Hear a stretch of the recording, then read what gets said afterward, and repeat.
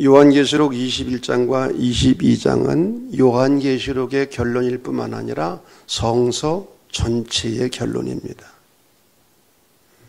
그리고 이 부분은 창조, 타락, 구속, 완성으로 요약할 수 있는 성서 전체의 드라마 가운데서 마지막 부분이에요. 오늘의 이 말씀은 교회와 성도들이 추구해야 할, 붙잡고 나아가야 할 말씀이기도 합니다. 오늘 성경 본문이 내가 새하늘과 새 땅을 보니 라고 시작을 하고 있는데, 오늘 말씀에서 가장 중요한 구절이 어떤 구절이냐? 2절입니다. 21장 2절. 내가 봄에 거룩한 성 새 예루살렘이 하나님께로부터 하늘에서 내려오니. 이거 중요한 말이라고 했습니다. 거룩한 성 새 예루살렘. 하나님께로부터 하늘에서 내려온다. 땅 아래에서 하늘로 올라가는 게 아니에요. 하늘에서부터 하나님께로부터 내려온다는 거예요. 여기서 말하고 있는 거룩한 성 새 예루살렘이 뭐냐? 의미하는 게 뭐냐? 거의 대부분 한국교회와 목회자들이 이것을 영원한 천국으로 해석을 합니다. 거의 다. 여러분들이 요한계시록 강의를 어떤 분은 TV를 통해서 들었다고 하는 분도 있는데 거의 다. 우리 감리교회에서 그래도 이름이 있다고 하는 목회자들이나 이 평촌에 있는 열린교회 김남준 목사라든지 거의 다 영원한 미래적인 초월적인 천국으로 해석을 하는데, 여기에서 이 새 예루살렘이 의미하는 게 뭐냐? 옛 이스라엘은 하나님의 언약의 백성들이었어요. 출애굽기 19장을 보면 하나님께서 이스라엘 백성들과 언약을 맺으십니다. 너희가 내 말을 듣고 내 언약을 지키면 세 가지. 너희는 내 소유가 되겠고 제사장 나라가 되고 거룩한 백성이 되리라. 그리고 출애굽기 20장부터 24장까지 하나님께서 모세를 통하여 이스라엘과 언약을 맺으시는 내용입니다. 우리는 그것을 시내산 언약법이라고 말합니다.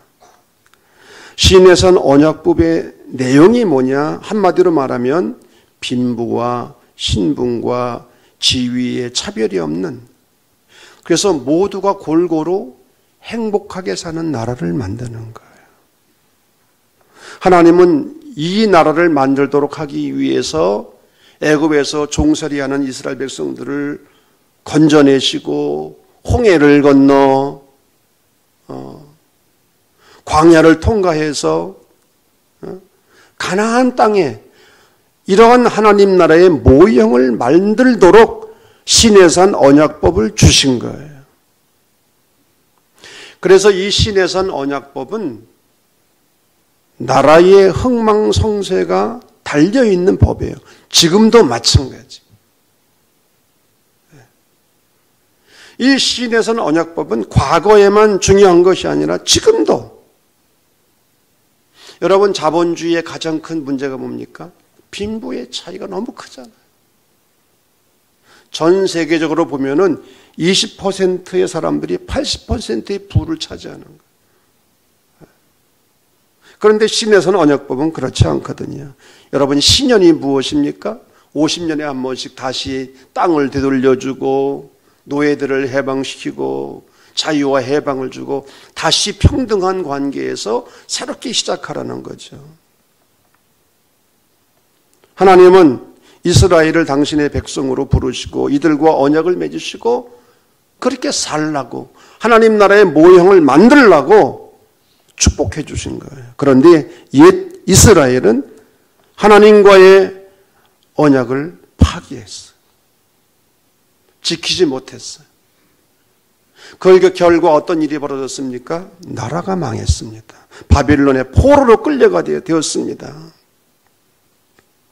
그래서 바벨론 포로기 이후에 등장하는 예언서와 시편을 보게 되면 예루살렘은 계약 회복의 상징입니다.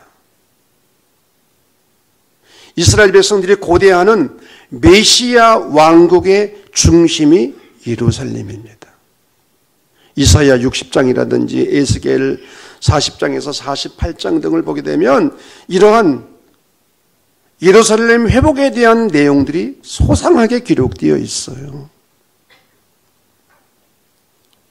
요한계시록의 저자인 요한은 교회가 위기를 맞아 많은 어려움을 겪겠지만 종국에는 반드시 승리하고 하나님과의 언약은 반드시 완성되리라고 확신하고 있는 거예요. 하나님과의 언약의 회복으로서의 거룩한 성, 새 예루살렘. 그 새 예루살렘이 하나님께로부터 하늘에서 내려온다는 거예요. 그리고 그 새 예루살렘 거룩한 나라, 하나님 나라는 어떤 모습인가? 3절과 4절을 보면 하나님이 그들과 함께 계시더니 그들은 하나님의 백성이 되고 하나님이 친히 그들과 함께 계셔서 모든 눈물을 그 눈에서 닦아주시니 하나님께서 눈물을 닦아주신다. 이 말씀이 얼마나 위로가 되는 말씀인지 몰라요. 특별히 힘든 세상을 살아가면서 남모르는 눈물을 흘리는 일들이 얼마나 많습니까? 하나님께서 우리의 아버지가 되셔서 모든 눈물을 닦아주신다는 거예요. 이 세상에는 사망과 애통과 눈물과 아픔들이 가득하지만 하나님과의 계약이 완성되는 그날이 오면 사망과 애통과 눈물과 아픔이 지나간다는 거예요. 그런 것들이 없는 세상이 된다는 거예요. 이런 세상은 구약의 예언자들이 꿈꾸던 세상이었어요. 호세야, 이사야, 에스겔, 에레미야, 스가랴, 말라기 같은 이 예언서들을 보면은 이러한 내용들이 가득 들어 있어요. 5절을 보면 보좌에 앉으신 이가 말씀하십니다. 보라, 내가 만물을 새롭게 하노라. 여기서 새롭게 한다는 말은 조금 바꾸는 것이 아니라 근본적으로 질적으로 새로워지는 거예요. 새로운 창조. 이는 피조물 전체에 해당되며 아직 경험하지 못한 새로운 완성된 세상의 모습인 거예요. 다 이루었다. 6절 말씀입니다. 모든 것이 끝나고 완성되었다는 거예요. 하나님께서 알파와 오메가가 되신다고 하는 것은 하나님께서 역사의 처음과 마지막이 되시고 주관자가 되신다는 말씀입니다. 역사의 주관자가 되시는 하나님께서 종말론적으로 이루어질 하나님 나라를 완성하신다는 거예요. 그 하나님 나라가 하나님께로부터 하늘에서 이 땅으로 내려온다는 거예요.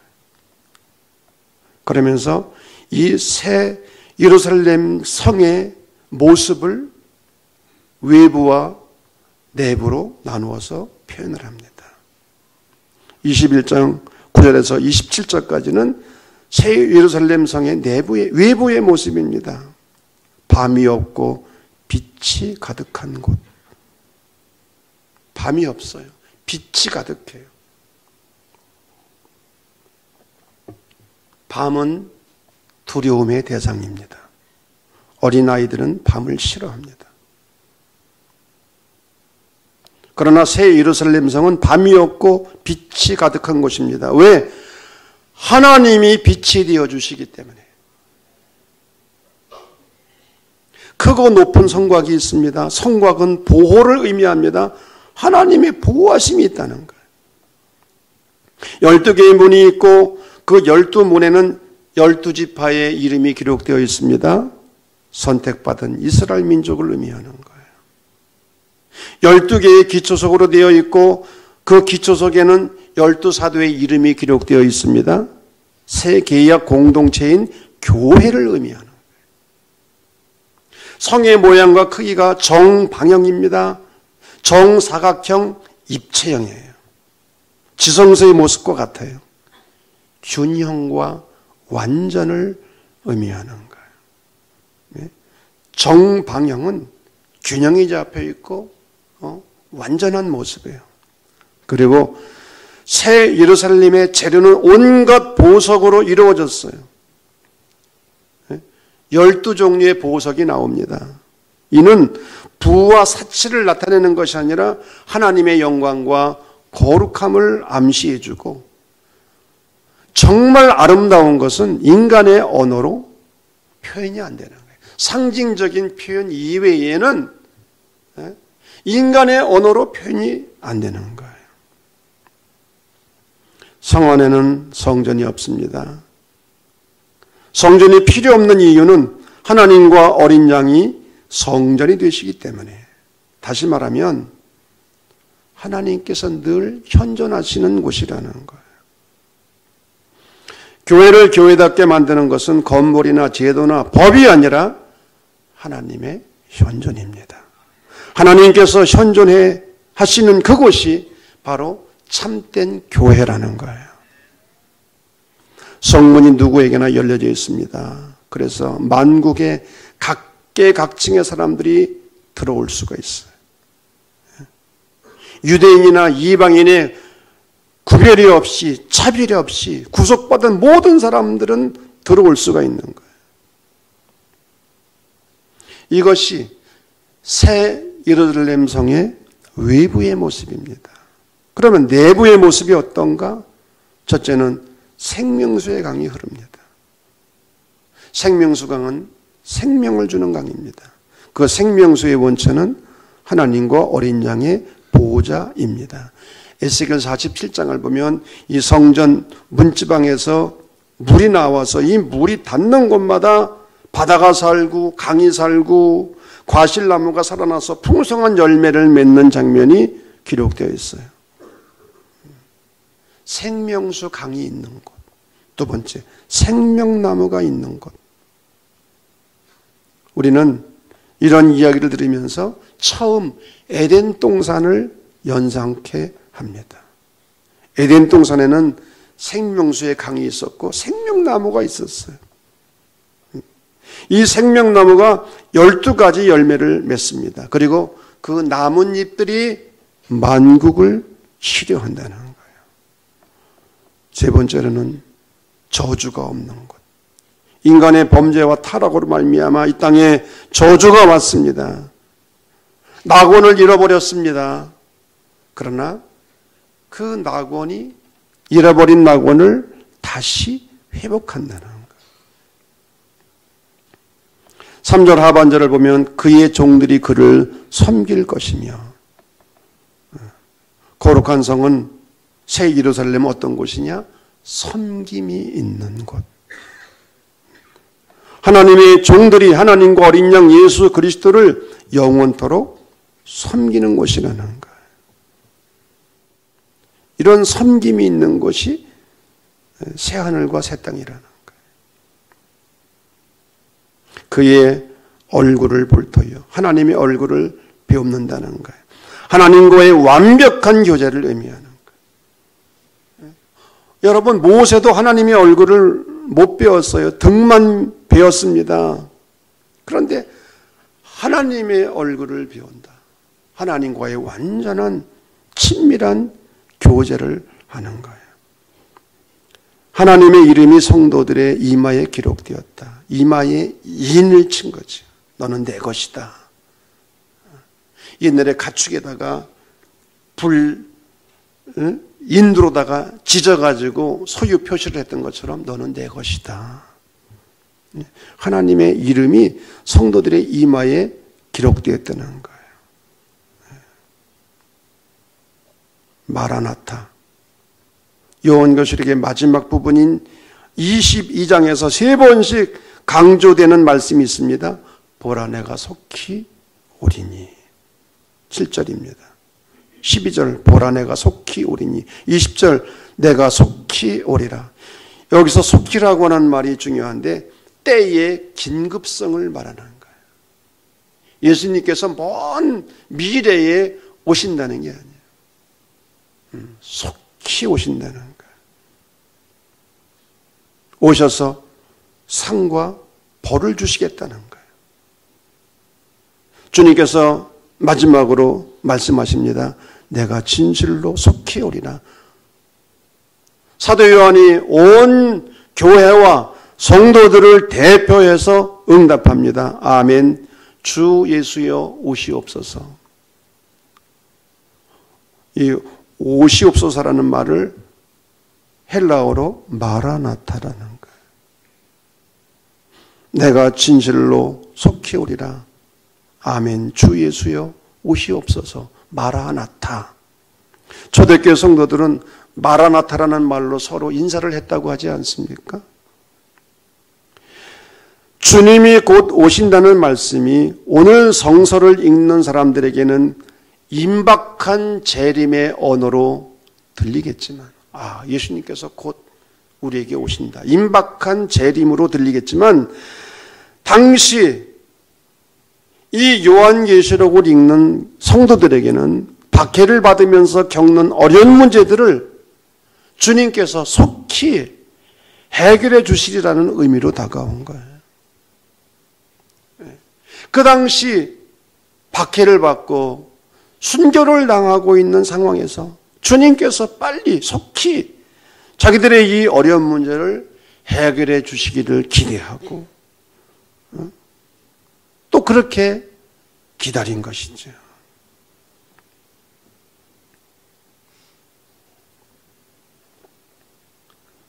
이 성경 마지막 부분이 중요하기 때문에 저는 지난 한 주간에 몇 명의 저명한 학자들의 책을 읽었습니다. 그 중에 톰 라이트라고 하는 영국의 저명한 신약학자, 주석가, 대학 교수가 있습니다. 이분은 20년 동안 옥스포드와 케임브리지에서 신약학을 가르쳤고 현재는 영국 세인트 앤드루스 대학에서 신약성경과 초기 기독교의 기원을 가르치고 있는 분입니다. 1948년생이니까 나이가 그렇게 많지도 않아요. 그분이 쓴 책 새하늘과 새 땅, 아주 짤막한 책인데 저는 감동적으로 이 책을 읽었어요.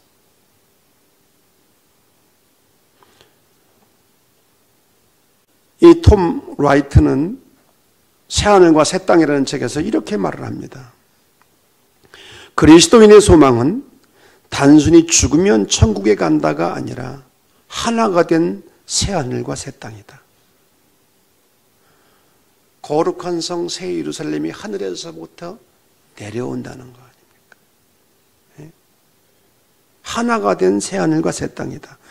하나님 나라는 장소라기보다는 오히려 하나님이 다스리시는 하나님의 완전한 왕적 통치를 의미하는데 성서가 말하는 하늘은 미래적 상태가 아닌 현실에 실제하는 하나님의 영역을 가리킨다. 하나님의 나라는 장소의 개념이 아닙니다. 통치의 개념이에요. 그리고 그 하늘은 미래적인 상태가 아니라 현실에 실제하는 하나님의 영역이라는 거예요. 그는 요한계시록 21장을 이렇게 주석했습니다. 요한계시록은 일단 도착만 하면 이러저러 할 거라 늘어놓는 천국행 단체 관광용 안내서가 아니다. 요한계시록은 성서가 말하는 천국, 즉 현실에 임한 하나님의 실제 모습을 밝히 드러내는 문서이다. 요한계시록 21장에 따르면 이 미래는 하나님의 백성들이 하늘나라로 도피하는 것이 아니라 새 예루살렘이 하늘로부터 내려오는 모습이다. 요한계시록 21장과 22장은 장엄한 광경을 묘사하며 하늘과 땅이 끝내 하나가 되리라고 선포한다. 이것은 하늘과 땅의 궁극적인 분리를 주장하는 모든 형태의 영지주의를 배격한다. 성서의 주제는 하나님 나라입니다. 예수님의 사역의 핵심도 하나님 나라입니다. 그런데 그 하나님 나라는 초월적인 영원한 하나님 나라이기 이전에 이 땅에 세워지는 하나님의 나라인 거예요. 지금 여기에서 이루어질 하나님 나라를 힘쓰고 그 나라의 완성을 위해서 새하늘과 새 땅을 소망하며 살아가는 사람들이 그리스도인들인 거예요. 공산주의 이론의 창시자라고 말할 수 있는 카를 막스가 종교는 민중의 아편이라고 비판을 했어요. 그 이유가 뭡니까? 교회가, 종교가 민중들이 겪고 있는 현재의 고통의 문제는 해결해 주려고 하지 아니하고 초월적인 저 천국만을 강조하면서 잠시 동안 위안을 준다는 거예요. 지금 어렵고 현실이 힘든데 그 문제를 해결하려고 힘쓰고 애쓰고 헌신하는 것이 아니라 죽어서 그냥 천국 가서 위로를 받으라는 거지.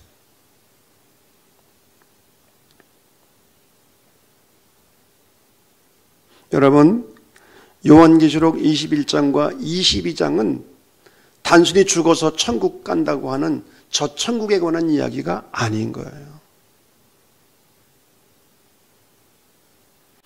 요한계시록을 마무리하면서 몇 가지 결론을 정리해 보도록 하겠습니다.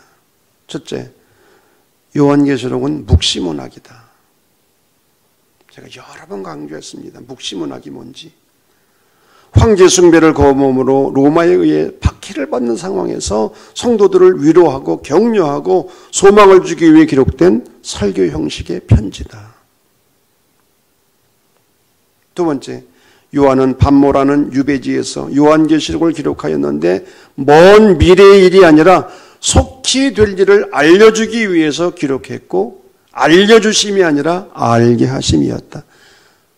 요한계시록을 먼 미래의 일로만 해석하니까 오류에 빠지는, 절대로 그렇지 않아. 1장 1절 속히 될 일을 알려주기 위해서, 알게 하시기 위해서.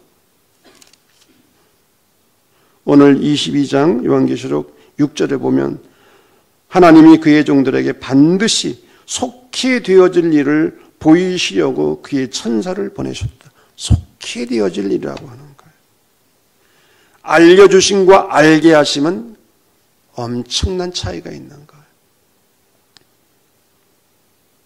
일방적으로 받아 기록해라, 그게 아니에요. 알게 하시는 거예요.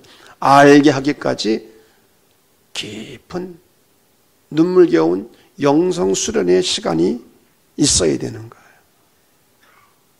세 번째, 요한계시록 2장과 3장은 소아시아 7교회에 주시는 주님의 말씀인데 동시에 오늘의 교회와 성도들에게 주시는 주님의 말씀이에요. 칭찬의 말씀도 있고 책망의 말씀도 있고 권면의 말씀도 있고 저와 여러분 한 사람 한 사람에게 주시는 주님의 말씀인 거죠. 요한계시록의 중심 부분 6장에서 18장은 세 개의 재앙, 7봉인, 7나팔, 7대접의 재앙이 나오는데 이것은 세 편의 설교입니다. 이 설교의 내용은 로마 제국 멸망을 의미하는 묵시문학적 표현들인 거예요. 묵시문학이 뭐라고 그랬습니까? 원수들은 알아듣지 못하도록 상징이나 숫자나 암호를 쓰고 박해를 받는 사람들을 알아듣도록 하기 위해서.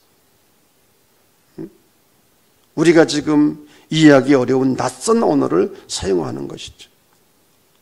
그리고 요한계시록 19장이 로마 제국 멸망에 대한 찬양으로 핸델의 오라토리오 메시아, 그 중에서도 할렐루야 코러스의 배경이 되는 이 할렐루야 이 코러스 합창, 우리가 지난주에 함께 듣지 않았습니까? 그리고 요한계시록 20장에 천년왕국 사상이 나오는데 1000년 동안 사탄이 결박되어서 활동을 못하게 하고 순교자들과 성도들이 주님과 함께 왕노릇하는 나라가 돌아온다는 거예요. 그런데 이 천년왕국이 언제 이루어졌는가? 박해를 200년 동안 받았는데 박해가 종식되고 주후 313년 밀란 칙령에서 시작되어 르네상스 운동의 여파로 등장한 민족주의로 16세기의 중세 그리스도교 왕국이 완전히 분해가 됩니다. 끝이 나는 거예요. 중세교회는 막강한 권력과 돈이 있었어요. 교회가 통치했어요, 나라를. 그러나 결과적으로 하나님 나라를 세우는 일에 실패한 거예요. 그들에게 주어진 정말 소중한 기회를 중세교회는 잃어버리고 만 거예요. 뼈아픈 교훈입니다.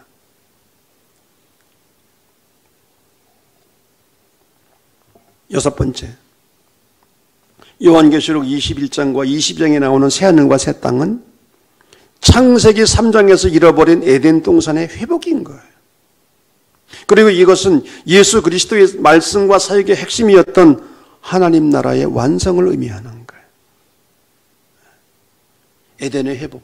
여러분, 그래야 성경이 짝이 맞지 않겠어요? 하나님이 만들어주신 에덴 동산을 잃어버렸잖아요. 추방됐잖아요. 그럼 그것이 회복이 되어야 되지. 에덴 동산의 회복이고 하나님 나라의 완성이라고 하는 것이죠. 그리고 이 하나님의 나라는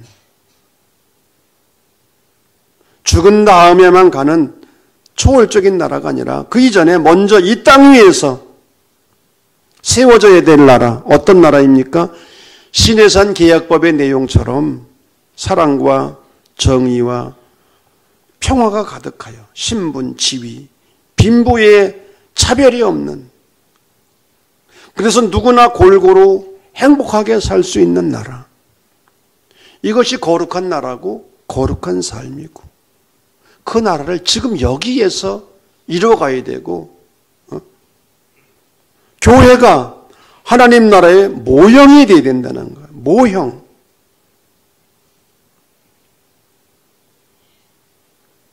동방정교회에서는 교회 자체가 하나님 나라라고 그렇게 얘기한다고 그래요. 동방정교회에서는. 저는 아직 그렇게 말할 자신은 없어요. 교회가 하나님 나라입니까? 하나님 나라를 만들어가는 거지. 모형이 되어 가야 되는 거죠. 하나님 나라 운동은 죽은 이후에 가는 영혼만을 구하는 선교 운동이 아니라 구원받은 자들이 지금 여기서 만들어가야 되는 운동이라는 거예요.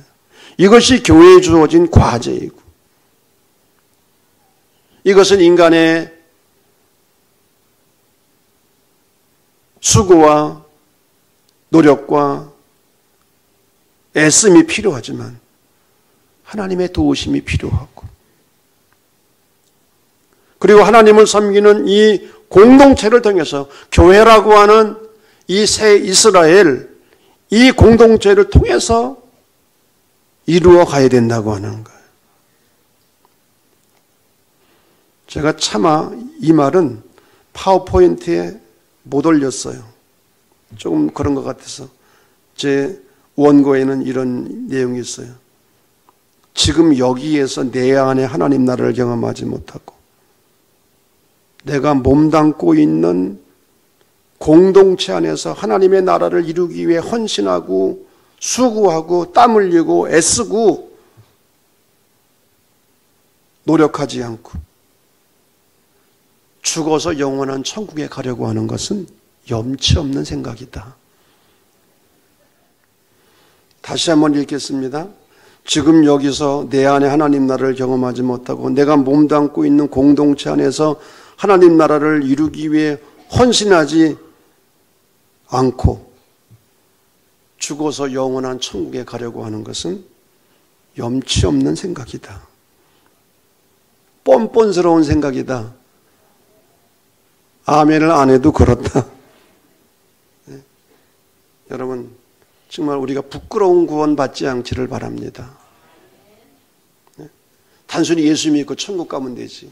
그렇지 않아요. 성경은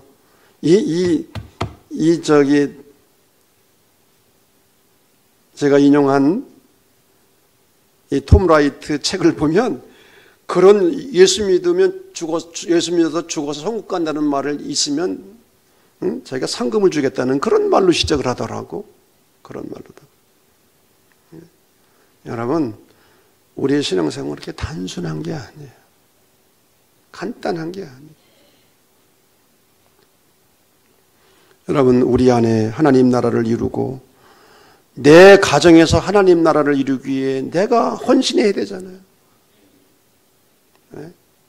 남자들은 직장 갔다 와서 구차나도 설거지 해야 되고 집안 청소하고, 네? 해주는 거 얻어먹지만 말고 해서 좀 먹이고, 아멘 안 해도 그러고, 네? 좀 내 몸이 귀찮더라도 좀, 네? 교회에서도 일주일에 한 번 와서 의자만 따뜻하게 만들어 놓고 그냥 가지 말고, 다른 사람 뒤통수만 바라보고 예배드리다가 가지 말고 뭔가 해야 될 거 아니에요. 이런 은혜가 우리 가운데 함께하기를 바랍니다.